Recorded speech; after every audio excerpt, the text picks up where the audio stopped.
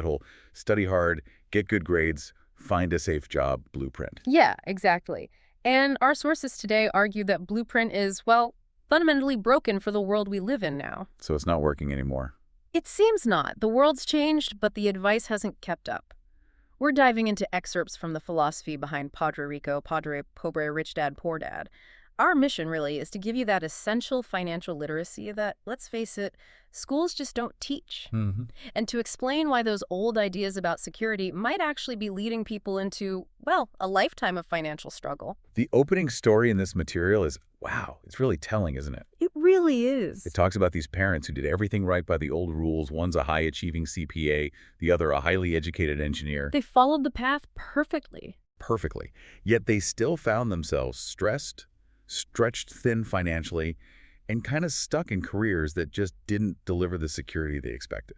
And that led to this moment of clarity for their kids. The son basically challenged them. He asked why he needed to study stuff he felt was irrelevant. And the mom gave the standard line, right? Yep. Get good grades so you can go to college and get a safe job. Classic advice. But the son pushed back. He did. He pointed to people like Michael Jordan, Madonna, even Bill Gates, a college dropout. People who were incredibly successful but didn't follow that exact path. It highlighted how the advice they were giving was, well, kind of outdated. Success today often hinges more on financial intelligence than just job security. Okay, so if that traditional path is obsolete, what's the alternative? The material says the rich play by completely different rules. That's the core idea. They make sure money works for them, not the other way around. And to grasp that, we need to understand this concept they use to describe the trap, the carrera de ratas. Yes, the carrera de ratas, or as we know it, the rat race. Let's unpack that. It's this cycle, see? It traps the average person, even well-educated high earners.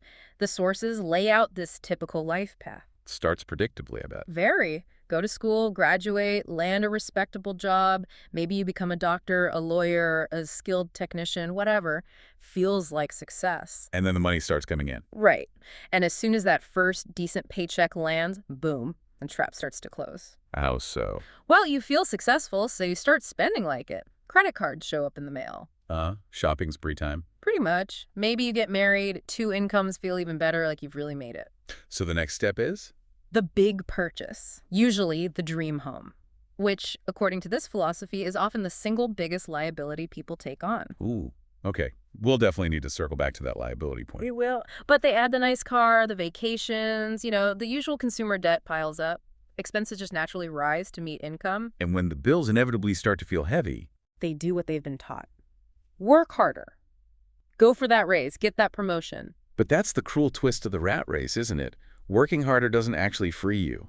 Not usually, no. It just makes the treadmill speed up. Because more income pushes you into higher tax brackets. Suddenly, your income tax jumps, property taxes on that dream home go up, Social Security taxes increase, you're running faster and faster, but just to stay in the same place, financially speaking, just keeping up with your own ever-increasing obligations. So you end up working hard for who? For the government through taxes, for your employer to keep the job, and for the bank to pay off the debts. The sources argue you're rarely working purely for yourself. Which brings us right back to that core difference the material highlights. Exactly. The middle and poor classes work for money. The rich have money working for them. Okay, but to actually make that switch, to flip the script, you need to understand the game, right? Read the financial scorecard. Precisely. And that means getting crystal clear on the difference between an asset and a liability. It sounds basic, but it's fundamental. It sounds simple, but the source material argues most people get this wrong. They do, often because they rely on, let's say, common usage rather than strict financial definitions. The source gives very clear functional definition. An asset puts money into your pocket. Simple as that. Think investments generating cash flow, like rental properties or dividend stocks. Okay. And a liability. A liability takes money out of your pocket. Think consumer debt, car loans, things that cost you money regularly. Right. Now, this is where we hit that really controversial part you mentioned earlier, the house. Ah, yes. The sacred cow of personal finance. Decades of advice tell us, your home is your biggest asset. But this material flatly says, for most people, it's a liability. How do they justify that? It feels wrong to many people. The justification is based purely on cash flow and opportunity cost. It's practical, maybe even a bit brutal. They argue your typical home generates expenses, right? Mortgage payments, property taxes, insurance, maintenance. Yeah, constantly. All those things require you to keep working, to keep earning, just to maintain the roof over your head.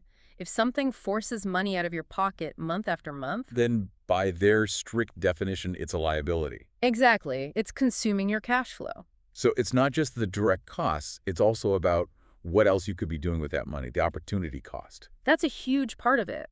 Tying up a massive chunk of your capital in one single illiquid item, your house, means you lose out in several ways. You lose time, spending years just paying it off. You lose capital that could have been invested elsewhere, potentially generating income. And you lose the chance to learn.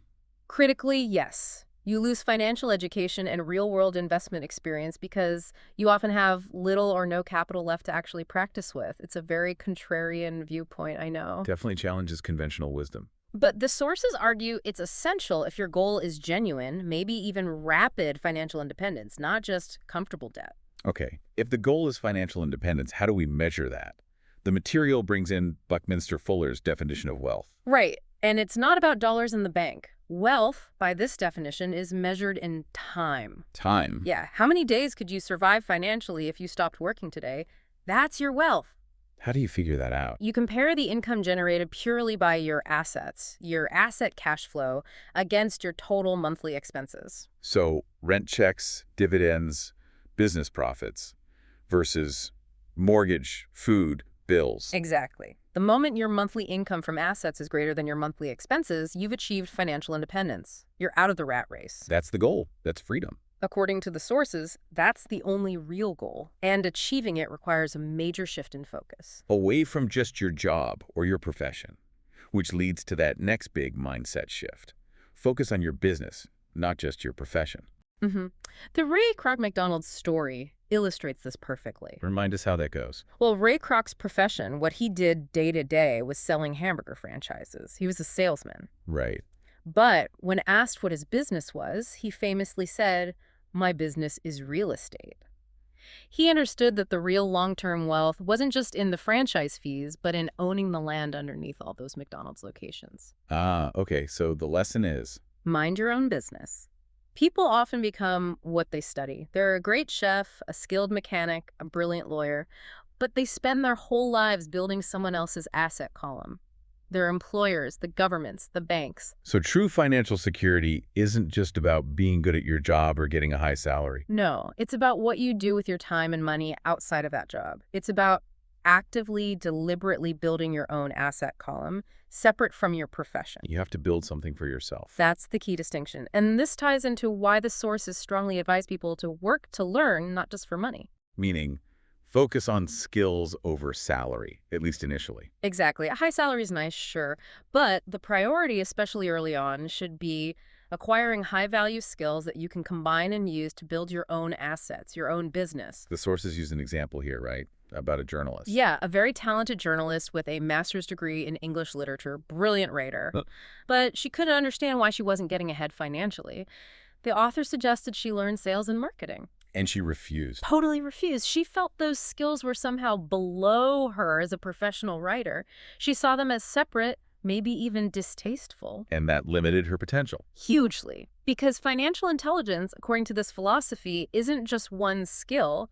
It's a synergy of different skills working together. The journalist had the technical writing skill, but she lacked the others needed to actually build wealth from it. Okay, let's nail down those core skills then. The sources mention 4 specific areas. What are they? Right, this is like the combination lock. You need 1, accounting. You have to be able to read and understand numbers, financial statements. Financial literacy starts here. Got it. Accounting. What's 2? 2 is investments.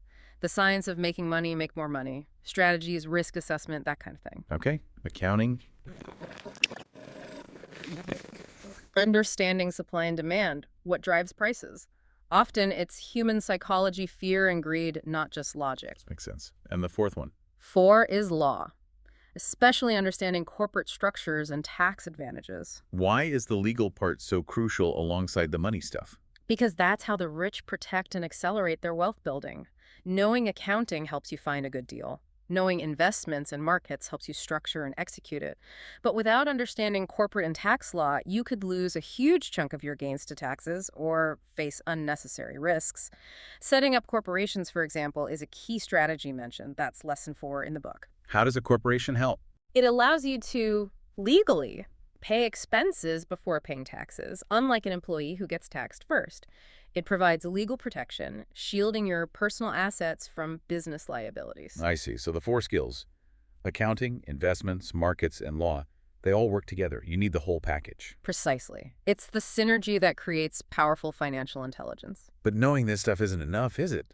The sources argue the biggest hurdle isn't technical, it's psychological. Absolutely. It comes down to the raw emotions that drive so much of our behavior around money: fear and desire. Explain how they keep people stuck in the rat race. Well, the fear of not having enough money, of not being able to pay the bills, motivates you to wake up and go to work every day. It keeps you clinging to that safe job. Okay, that's the fear part. What about desire? Then desire kicks in. You get your paycheck, and you immediately think about all the nice things you can buy. A new gadget, a nicer car, a vacation. It's the carrot. So fear pushes you, desire pulls you, and you just keep running on the wheel. Exactly. You're caught between the fear of poverty and the desire for pleasure or status symbols. The sources call it being controlled by ignorance, fear, and greed. You never step back to think differently. And that fear, specifically the fear of losing money, that really dictates how most people invest, doesn't it? Massively.